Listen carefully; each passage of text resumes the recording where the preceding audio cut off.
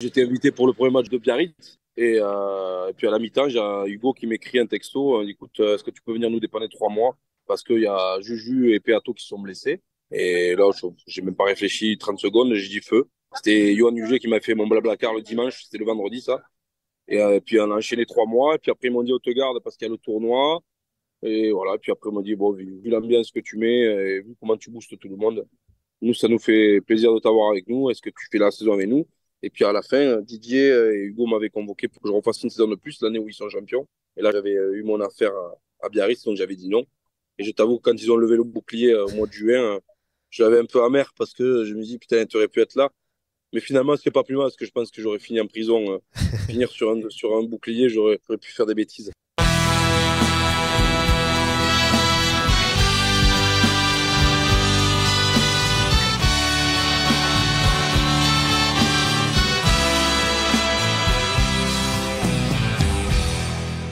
Bonjour à toutes et à tous, vous écoutez En Terrain Conquis, le podcast qui donne la parole aux sportifs professionnels d'hier et d'aujourd'hui qui ont aussi conquis le terrain du business. Pour ce nouvel épisode, je reçois un colosse à la carrière épaisse comme les bras, talonneur massif révélé à Montauban. Il a eu le rare privilège de jouer à la fois pour l'Aviron Bayonnais et pour le Biarritz Olympique. Il a terminé en beauté sa carrière en 2018 au Grand Stade Toulousain. Je reçois David Roumieux. Bonjour David. Bonjour à tous. Comment ça va ? En pleine forme.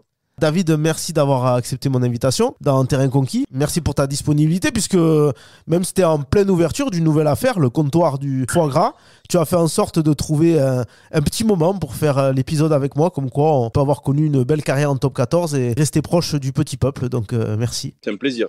Juste avant de démarrer, je rappelle que vous pouvez vous abonner aux pages Instagram, Facebook, Twitter, dans Terrain Conquis, ainsi qu'à la chaîne YouTube du podcast. David, si tu veux bien, je vais résumer ta belle carrière sportive. Et si je me trompe, n'hésite pas à me renvoyer dans mes 22 mètres. Par contre, et je le précise un peu plus à toi qu'aux autres, pas trop fort parce que bon, même après 5 ans, comme je l'ai dit, tu es toujours aussi solide, tanké comme on dit au Pays Basque. Alors, tu découvres le rugby professionnel à 22 ans, du côté de Montauban. Tu joues 2 saisons dans le Tarn-et-Garonne, puis tu bouges, pas très loin, à Castres. Là encore pour 2 saisons. En 2007, tu signes à l'Aviron Bayonnais. Et on peut dire que c'est le club majeur de ta carrière puisque tu y restes en tout 8 ans. Suite à la descente du club, tu rebondis à La Rochelle, où tu n'y restes là qu'une petite saison. Puis tu reviens au Pays Basque, mais chez le voisin, le Biarritz Olympique, pour une saison encore. Et à 36 ans, alors que tu pensais avoir terminé ton beau voyage sur cette dernière année, en Pro D2, c'est le Grand Stade Toulousain qui vient toquer à ta porte et t'offre une très jolie tournée d'adieu avec le top 14, tournée que tu achèves en mai 2018. Jusque-là, est-ce qu'on est bon ? Parfait. T'as bien fait ton travail, bravo. Bon, mais très bien. Alors, si on est bon, on peut continuer. Si tu veux bien, je vais m'attarder maintenant un peu plus longuement sur le commencement. Comment et quand ce joli sport qu'est le rugby il est venu à toi ? Bon, le rugby, je l'ai commencé à l'âge de 5 ans, tout d'abord pour être avec les copains de l'école. Et au fur et à mesure, c'est devenu une passion. Puis après, j'ai évolué de l'âge de 5 ans jusqu'à 19 ans, 20 ans à Grenade-sur-Garonne, dans un petit club de Fédéral 2, Fédéral 3. Et après, j'ai eu l'opportunité j'avais le choix entre partir en Fédéral 1 à Blagnac ou Lombès-Samatan, ou alors Philippe Gourdeau, à l'époque, le grand 10 de Montauban, MTG15, était venu me dire que Xavier Péméja cherchait un talonneur en espoir. Et pourquoi pas, vu qu'à l'époque, les espoirs, c'était quand même la réserve de l'équipe première. Et là, j'ai dit feu. Et puis après, ça a été un bon choix, je pense, puisque derrière, j'ai fait quasiment 17 ans de carrière. Tu l'as dit, tu as joué longtemps à Grenade-sur-Garonne, jusqu'à tes 20 ans à peu près. Ça veut dire que c'était pas forcément dans tes plans au début, durant l'enfance, l'adolescence, de devenir pro. Je crois même que tu te dirigeais vers une carrière de maçon. Ouais, j'étais maçon à la base. Non, après, on peut pas. Moi, je crois pas quand on te dit, gamin, je vais être pro, je serai pro. C'est d'avoir l'opportunité, avoir les qualités pour, et surtout, une carrière, ça se joue à des choix de carrière, comme on dit. Et il s'avère que j'ai fait les bons choix de carrière. Et j'ai eu la chance de pouvoir être pro, puisque j'avais arrêté l'école assez tôt et que je travaillais. Donc, je me suis dit, faire son travail une passion, pourquoi pas. Grenade, c'est un peu au cœur de la Mecque du rugby en France. Autour, tu as le Stade Toulousain, tu as Colomiers, Castres, Montauban, Gaillac, Albi, pas si loin. Bon, bref, ça grouille de bons clubs. Est-ce qu'avant Montauban, il y avait eu des sollicitations pour toi de clubs de ce standing-là ? Non, non, alors moi, pour la petite histoire, c'est tous mes copains d'enfance, eux sont partis entre Colomiers, Stade Toulousain. Et moi, il y avait à l'époque un dirigeant du club qui m'avait dit, écoute, si t'es vraiment bon, on viendra te chercher, mais c'est pas la peine de partir tôt. Donc, je l'ai écouté. Et après, les seuls clubs qui m'ont contacté, c'était le club de Fédéral 1, à l'époque, Blagnac et Lombès, qui jouait le haut de tableau. Et Après, non, les grosses écuries ne m'ont jamais contacté. J'ai fait aucun parcours jeune dans des gros clubs. Et donc, tu l'as dit, les contacts avec Montauban se font via l'intermédiaire du numéro 10 de l'époque que tu connaissais peut-être? Ouais, ouais, Philippe Gordeau, enfin, que je connaissais, qui était de mon village, donc bien évidemment, qui venait voir Grenade souvent. Et puis un jour, il m'a dit, écoute, un espoir, il cherche, ce serait pas mal que tu viennes voir. Et puis à partir de là, dès la fin de saison espoir, Xavier Péméja, qui est mon mentor, à qui je dois tout, cette carrière m'a fait confiance et m'a intégré au groupe à fin de saison, plus un match de Coupe d'Europe. Et puis derrière, on m'a fait un contrat professionnel pour jouer en top 16 à l'époque. Et puis après, j'ai fini un an en Pro D2, et puis après, je suis parti à Castres. Alors justement, en mai 2003, le coach, Xavier Péméja, il fait appel à toi pour jouer un match de fin de saison contre Biarritz. Olivier Roumat, Jean-Michel Gonzalez. Ouais, c'était la grosse écurie du Biarritz Olympique. Et ce qui est marrant, c'est qu'il y a des petites anecdotes comme ça, que ce soit à Biarritz ou au stade. J'ai eu la chance de jouer contre Olivier Roumat et j'ai eu la chance de jouer avec Alex Roumat à Biarritz. Et pareil pour le petit Ntamak, j'ai joué contre son père et j'ai eu la chance de jouer avec. T'as commencé avec Romain contre le aussi. papa et t'as fini avec le fiston. C'est des petites anecdotes et des belles petites histoires. Ouais. Ça représentait quoi pour toi? Tu venais d'un club, tu l'as dit, de Fédéral 3. Là, t'arrives première division. En plus, comme tu l'as dit, c'était pas quelque chose que tu prévoyais quand t'étais ado ou quoi. Ça devait être un sacré accomplissement quand même, ce premier match. Ah oui, oui, oui. Après, puis quand on arrive dans un club comme ça et qu'on voit les seniors et les mecs qu'on combat un petit peu, c'est se dire, on aimerait y arriver un jour. Et puis au final, quand on a cette chance-là, je me rappelle que j'avais pas dormi de la nuit. J'étais comme un fou et il me tardait le jour J, mais après, je me rendais pas trop compte de l'écart de niveau. C'est maintenant quand on m'en parle et que même Xavier Péméja est venu manger, parce que Nevers jouait à Biarritz, il est venu manger dans mon resto il y a 15 jours, qui m'a dit, je pense que c'était unique de passer de Fédéral 3 en top 16. Alors, cette année-là, vous sauvez le club, mais pas la suivante. Et Castres te permet de poursuivre ton rêve en première division. Et mieux, puisque tu découvres aussi la H-Cup. Tu joues le Munster de Ronan O'Gara, Polo Connell. Bref, c'est le cran au-dessus, quoi. Oui, parce qu'en plus, à Castres, on va dire que c'est pas là où j'ai joué beaucoup, on me faisait pas trop confiance. Et pour avoir joué le Munster, je me rappellerai toute ma vie parce que c'était un match où j'étais pas dans le groupe. Et il y a Georges Gadzé à l'époque qui était talonneur et puis je crois que c'était Rémi Vigneault. Se font mal dans la semaine, les deux. Et Laurent Seigne me dit, tu seras titulaire. Et je pense que c'est un de mes plus gros matchs de toute ma carrière. Et derrière, j'ai l'entraîneur du Leinster de la semaine. En fait, c'était Anthony Hill qui a traîné Narbonne qui m'appelle. Il me dit, il y a l'entraîneur de Leinster qui va t'appeler parce qu'ils sont intéressés par ton profil pour l'année prochaine. Bon, je n'y suis pas allé. Mais c'est vrai que c'est encore une fois une petite histoire qui était marrante. Bon, derrière, c'est pas pour ça que j'ai enchaîné les matchs. On peut être bon, mais on n'enchaîne pas les matchs quand même, puisqu'il y a des choix d'entraîneurs qui font que même si tu peux être le meilleur, eh bien, des fois, tu ne joues pas quand même. Non, mais c'est beau, t'as snobé le Leinster, quand même. Tu peux le mettre dans Ouais, ton CV.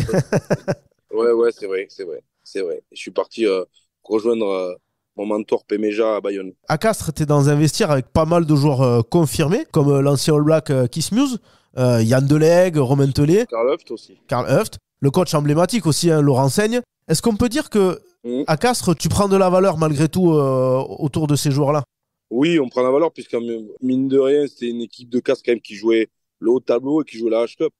J'étais très jeune, mais voilà, quand on joue dans un club, même si on joue des petits bouts de match ou des matchs, si on joue pas souvent, quand même, rugbystiquement, déjà, on apprend beaucoup et on prend de la valeur après pour le reste de sa carrière. Ouais. T'as croisé à Castres aussi Gérard Vosselot. Est-ce que c'est lui qui t'a donné le goût de la muscu? Parce que lui, c'était un solide aussi. Hein. Gérard, moi, c'est une histoire aussi. Il est arrivé, il faisait 20 kilos et puis après, il s'entraînait comme un fou, comme un dingue et c'est devenu un des plus grands joueurs de top 14 de sa génération. Ah, il était fin quand il est arrivé, alors ça, c'est incroyable. Ouais, il était fait, mais après, c'était comme moi, il s'est fabriqué, c'est un travailleur. Donc voilà, et j'ai eu des nouvelles il n'y a pas si longtemps que ça sur Instagram, mais ça m'a fait plaisir, il est toujours aussi solide. Alors du coup, toi, quand tu étais jeune, t'avais pas le même gabarit, on va dire, que quand t'as eu 32, 33, tu te l'es construit, ça? Moi, pour te dire la vérité, mon premier match en pro avec Montauban, je faisais 78 kilos. Ah ouais? Et j'ai une anecdote que j'ai révélée à Xavier Péméja quand il est venu, j'ai dit, il faut que je te dise un truc. Xavier me pesait tous les lundis. Et moi, c'était un calvaire pour moi parce que je n'arrivais pas à prendre du poids.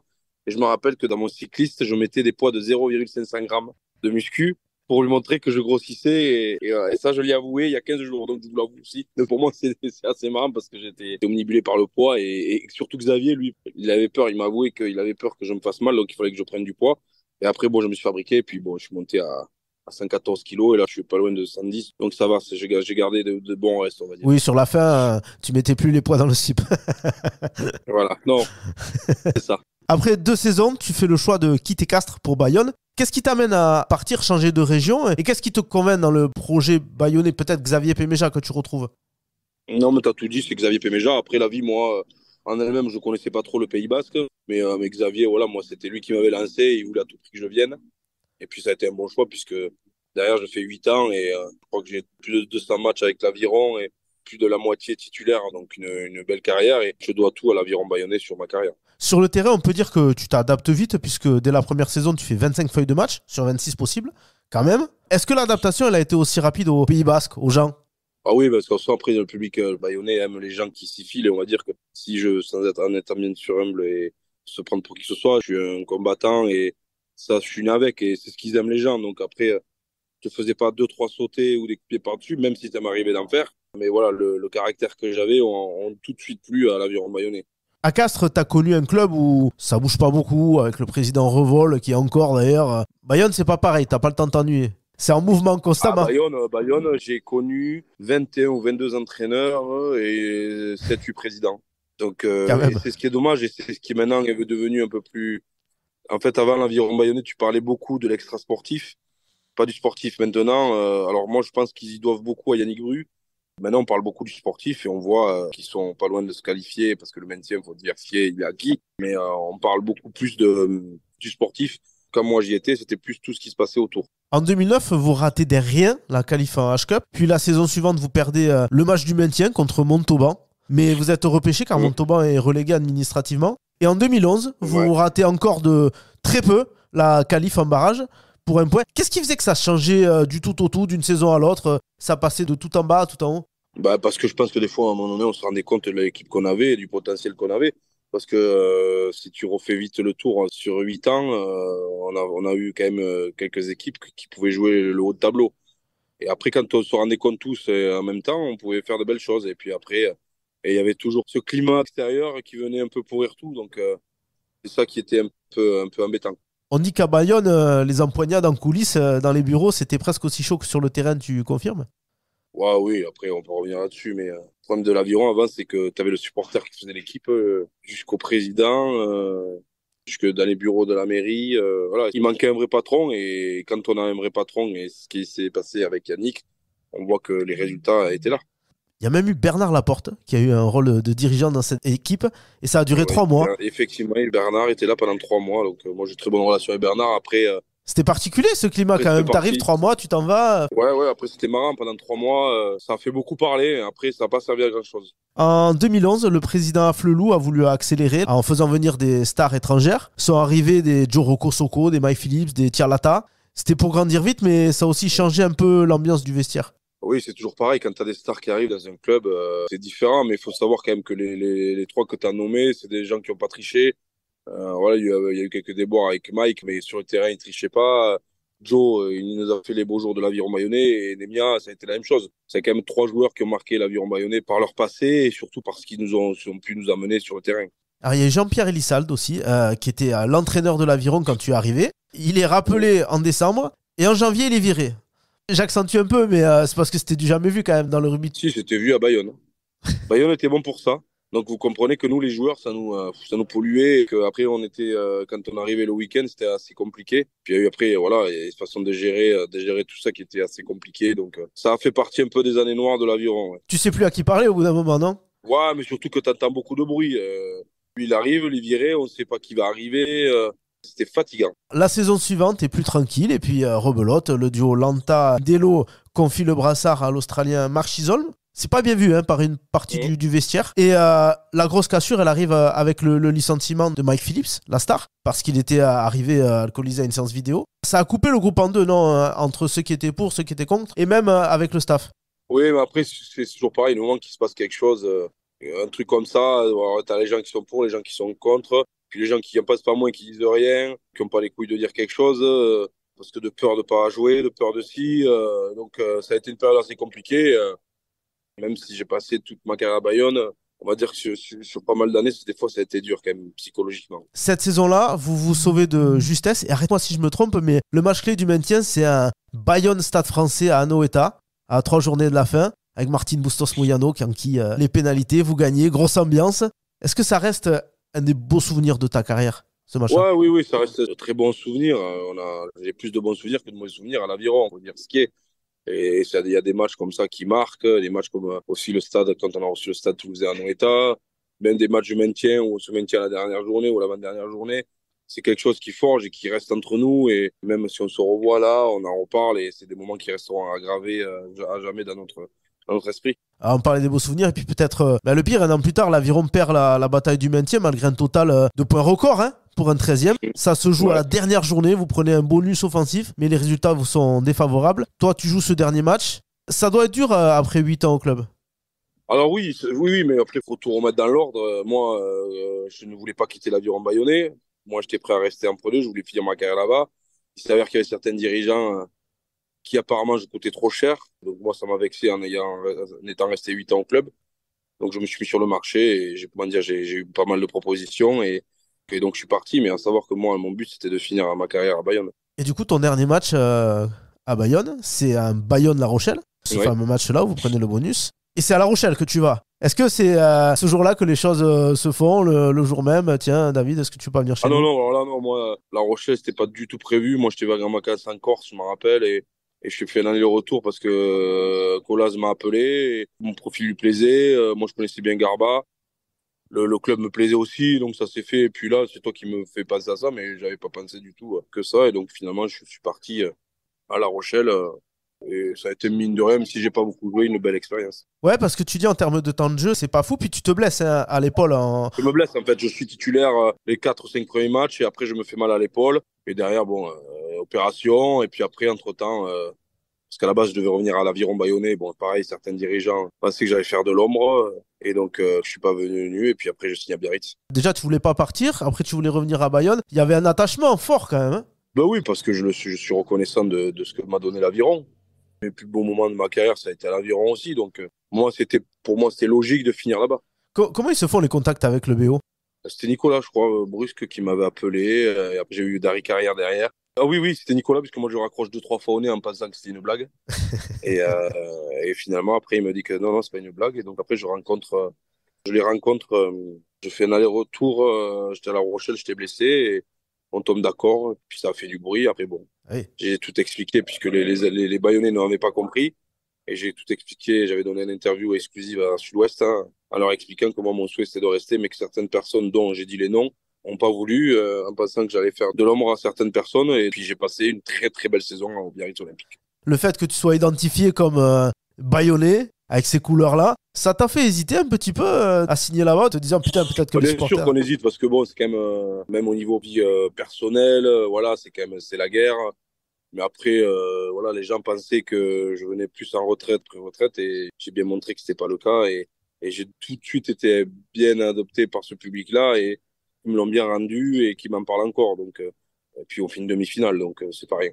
En 15 saisons professionnelles, c'est ta seule en Pro D2. Ouais, Ah, ouais, ouais. comment t'as trouvé ce championnat?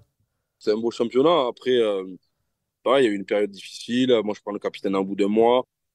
Et j'avais qu'un groupe de jeunes, des Max Lucu, d'Alex Roumat, Araté, Théo Dachary, tous ces mecs-là qui jouent en top 14 maintenant, qui sont tous des bons mecs, mais il fallait un peu fédérer tout ça et ça a bien pris. Et on fait une demi-finale, mais il fallait pas qu'on aille plus loin parce que ça aurait été compliqué pour le club après.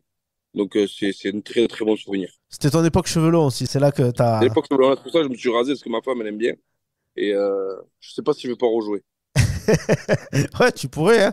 Ouais, non, quand je les vois, non, je suis bien là. Je suis bien où je suis. Ça n'a pas été un peu bizarre en tant que capitaine du BO? Après, je suis le seul à avoir joué à Bayonne et Biarritz en étant capitaine sur les deux clubs. J'imagine tu devais recevoir des fois des messages, alors des fois sympas, des fois pas sympas, ouais. Ouais, après, je faisais pas attention à tout ça, autrement, ça te pourrit et faut pas. Dans l'ensemble, c'était un très très beau souvenir. À l'issue de cette saison, tu annonces ta retraite pour te consacrer Ouais. à ton projet de resto à Biarritz. J'ai lu que tu repousses même des offres de Perpignan, du Stade français de Béziers. Non, non, non, j'arrête. Et puis le téléphone sonne, allô, c'est le Stade toulousain, et là, ça fait vibrer ton petit cœur, on va Ouais, dire. j'étais invité pour le premier match de Biarritz. Et puis à la mi-temps, j'ai Hugo qui m'écrit un texto. Écoute, est-ce que tu peux venir nous dépanner 3 mois? Parce qu'il y a Juju et Peato qui sont blessés. Et là, j'ai même pas réfléchi 30 secondes, j'ai dit feu. C'était Johan Huget qui m'a fait mon blablacar le dimanche, c'était le vendredi ça. Et puis on a enchaîné 3 mois. Et puis après, ils m'ont dit, on te garde parce qu'il y a le tournoi. Et voilà, puis après, on m'a dit, bon, vu l'ambiance que tu mets, et vu comment tu boostes tout le monde, nous, ça nous fait plaisir de t'avoir avec nous. Est-ce que tu fais la saison avec nous? Et puis à la fin, Didier et Hugo m'avaient convoqué pour que je refasse une saison de plus l'année où ils sont champions. Et là, j'avais eu mon affaire à Biarritz, donc j'avais dit non. Et je t'avoue, quand ils ont levé le bouclier au mois de juin, je l'avais un peu amer parce que je me dis, putain, tu aurais pu être là. Mais finalement, c'est pas plus mal parce que je pense que j'aurais fini en prison.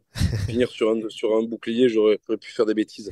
Donc, non, non, c'est bien. Et moi qui suis toulousain de base et qui est badé, et qui est badé Toulouse et qui bade toujours Toulouse, finir ma carrière là-bas et pouvoir avoir porté ce maillot unique et était d'une fierté et toujours une fierté. Et puis pour avoir côtoyé cette belle génération qui nous fait rêver avec les Bleus, c'est un privilège que j'ai eu. Et c'est ça, parce que tu dis en fait, quand tu étais jeune, le Stade Toulousain, c'était un club qui te faisait un peu rêver. On a l'impression que ça aurait été Clermont, Union Bordeaux-Bègles, t'aurais dit ouais, non, désolé, j'ai arrêté, mais là Non, c'était. ouais, honnêtement, j'avais que Toulouse qui pouvait me faire remettre les crampons.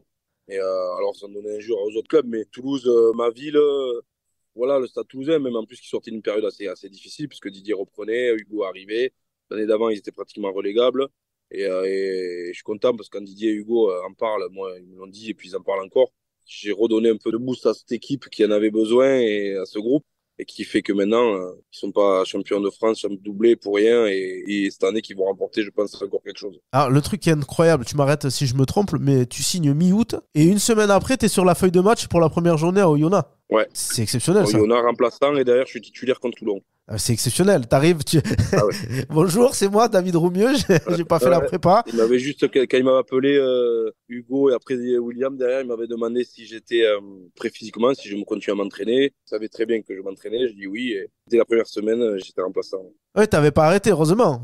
Non, mais bon, rien ne remplace le rugby, comme on dit. Heureusement que tu t'étais pas coulé douce avec un transat, ça aurait été compliqué quand même de rentrer un match de Ouais, top oui, oui. 14. Ouais, et puis même dangereux. Si j'avais pas pu, je l'aurais pas fait. Ouais, bien sûr. Tu es joker médical, tu n'es donc prévu que pour 3 mois, mais au final, il y a ton implication, comme tu l'as dit, qui fait que le staff te signe toute la saison. Et tu l'as dit, tu as vraiment pris ton pied pour cette dernière saison.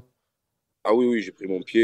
Et moi, ma carrière était faite, donc je jouais, c'était du bonus, je jouais pas, je faisais pas la gueule. Même si ça pouvait faire aller un petit peu, mais moi, j'étais tout le temps en bonne humeur, tout le temps à booster tout le monde parce que pour moi, c'était que du bonus. Il y avait aucune amertume quand je jouais pas ou quand j'étais pas dans le groupe. Ton dernier match, c'est un Clermont-Toulouse. C'est une belle affiche pour un dernier tour de piste. Ah oui, oui, c'est une belle affiche, ouais, ouais, non. C'était de finir à Clermont, c'est une belle histoire, on va dire. Surtout que c'est un des clubs, un des stades que je préfère. Donc c'était pas mal. Tu raccroches donc tes crampons, mais tu ne restes pas inactif très longtemps, puisque tu ouvres presque dans la foulée ton restaurant, c'est ça, la Belloteca à Biarritz. Tu, Ouais, 15 jours après, j'ouvre la BOTK, ouais. tu parles d'un rêve de gosse quand tu l'ouvres. C'est vraiment Ouais, rêve ça? de gosse, parce que j'aime le partage avec les gens, j'aime faire plaisir aux gens, j'aime la communication, j'aime tout ça. Et bon, après, je connaissais rien à la restauration. J'ai eu l'opportunité d'avoir ce restaurant et j'ai tout appris sur le tas et puis je m'éclate là-dedans. Il paraît que tu étais en salle des fois lors du service. Ah non, mais c'est pas des fois, c'est que je suis tout le temps en salle. Ah, donc voilà, c'était pas juste je mets mon nom sur un resto, non, non. Ah non, non, non, mais là, je suis à ma brasserie, c'est pour ça qu'il faut que je me bouge. Que je suis tout le temps, moi, sur le front. Hein. Je fais pas partie de ces patrons-là qui mettent des billets dans quelque chose et qui ne sont pas là. Le- Moi, la bibliothéca, c'est mon bébé, donc je le gère, je prends les commandes, je débarrasse, je cours partout. Quand il fait les toilettes sont bouchées, je débouche les toilettes. Je suis l'homme à tout faire de mes restaurants. Le fait de ne pas avoir pris 6 mois, 8 mois, 1 an avant de repartir sur quelque chose, est-ce que ça réduit un peu le fait de se dire, bon voilà, le rugby c'est terminé, quoi. La petite mort, Ah comme non, on moi, dit. j'ai adoré, moi, enchaîner direct, comme ça, tu n'as pas le temps de penser. Et il y en a tellement qui se retrouvent sur le carreau après le rugby que c'est difficile. Donc moi, non, non, je vis mon après-rugby sereinement. Je suis l'homme le plus heureux du monde. Je m'éclate. J'ai aucune amertume avec le fait d'avoir arrêté parce que j'ai tout donné. Donc voilà, je suis un homme comblé, heureux. Est-ce qu'il y a des choses qui t'ont surpris, auxquelles tu t'attendais pas du tout avant d'attaquer ce métier de restaurateur? Surpris, ouais, après un gros service du week-end, c'est aussi fatigant qu'un match. Tu sors rincé. À part que t'as pas les coups. C'est- Psychologiquement, c'est très compliqué. Visiblement, ça te plaît puisque tu as ouvert un autre restaurant du côté d'Anglette cette fois, la brasserie Ouais, c'est la La Room. brasserie où je suis aujourd'hui. J'y suis tous les midis. Et j'ouvre jeudi une autre affaire aussi. C'est comme les tatouages en fait, une fois qu'on a fait le premier, les autres y suivent. Alors, si j'ai autant d'affaires que les tatouages, bravo. Hein, Je te le souhaite. Ouais, non, je pense pas, non. Non, non, puis là, on va freiner un peu parce que après, c'est beaucoup, beaucoup, beaucoup, beaucoup de temps. Et j'ai ma fiancée, donc je consacre pas beaucoup de temps. Je consacre du temps, même si femme extraordinaire qui comprend que je travaille. Mais à côté, il faut quand même aussi avoir une vie sympa. Donc, ça fera 3, je pense que ça ira. Je sais pas si tu as gardé un pied dans le rugby, mais les rugbymen en activité, eux, et même retraités, Il semble prendre du plaisir en tout cas à venir manger chez toi. Et pas que les rugbymen, hein. D'ailleurs, on sent que toi aussi tu prends du plaisir à les voir partager. Tu partages ces moments sur les réseaux sociaux. Moi, c'est que du bonheur de voir que ce soit tout joueur, que ce soit président, que ce soit supporter, que ce soit tous les gens viennent dans mon resto, même à ma brasserie. J'avais Titi du Sautoir encore il y a 2 jours. Tous passent me voir. Donc ça prouve que je suis pas un con. Je pense que j'ai laissé une belle patte dans le rugby et que je suis un mec pas trop mal quand même. On arrive à la question récurrente de ce podcast. Si tu devais définir David Roumieux, le dirigeant d'entreprise, il serait plus proche de Pierre-Yves Revol, Francis Alagoiti ou Alain Flelou, 3 des présidents que tu as connus durant ta carrière à Castres et à Bayonne? Les 3 sont différents, mais on va dire dans la longévité, on dirait Pierre-Yves Revol. Tu te rappelles forcément de ce bruit, c'est la sirène. Dernière possession, il y a un bonus à aller chercher, donc pas d'en avant, botte pas en touche. Tu as eu une magnifique carrière, mais tu n'as pas eu la chance d'être champion de France. Et pourtant, comme tu l'as dit, ça aurait pu arriver parce que le président du Stade Toulousain, Didier Lacroix, t'a proposé de revenir en tant que joker médical de Julien Marchand l'année du titre. Est-ce que ça reste pas un petit regret aujourd'hui? Non, j'ai pas de regrets dans la vie. Faut pas avoir de regrets. C'est que c'était comme ça. J'ai jamais joué les phases finales de ma carrière. J'ai jamais été champion de quoi que ce soit. Mais j'ai vécu pleinement de ma carrière et du rugby pendant plus de 15 ans. Et ça, c'est pas donné à tout le monde. Et je suis un privilégié pour ça. Puis comme tu l'as dit, le lendemain de la 3e mi-temps du titre, elle aurait été rude. Ouais, je pense qu'elle aurait pu durer très longtemps. J'ai cru comprendre que tu t'étais mis à fond à la boxe après ta retraite sportive. Et il était même question de faire un combat avant la pandémie. Ça a repoussé le truc. Est-ce que finalement, tu l'as pu le faire, ce combat? Non, ouais, ça a repoussé. Mais surtout qu'on vieillit et que j'ai remis les gants. Là, je mets les gants. J'ai remis les gants il n'y a pas si longtemps que ça. Et j'ai eu des maux de tête. Donc, on va laisser le cerveau tranquille. Pas se reposer. Mais les coups, je pense que c'est fini pour moi. Après, je m'entraîne comme un dingue à la boxe, tout ça. Mais pas de combat, plus de combat.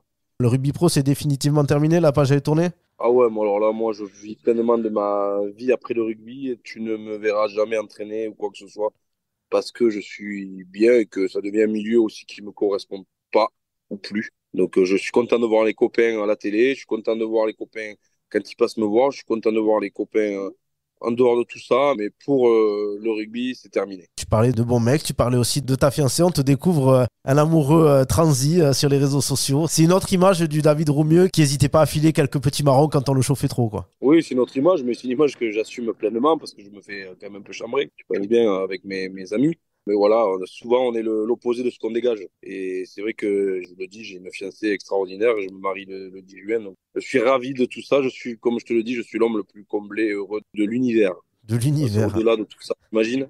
Eh bien, merci beaucoup, David, d'avoir été mon invité dans Terrain Conquis. Avant de se quitter, je rappelle que tu es donc patron des restaurants La Belloteca, la brasserie La Room et bientôt, puisque ça ouvre très prochainement, le comptoir du foie gras dans le Pays Basque. D'ailleurs, si tu as un plat à nous conseiller là, dans tes restos, ça serait lequel? Côte de bœuf et entrecôte. Et au comptoir du foie gras, jambon Bellota. T'as la même que Jérôme Thion, quoi. Jérôme, il fait tout pareil que moi. Ouais. Eh bien, merci, c'est noté, David. Merci beaucoup Bon, et à merci bientôt. à toi.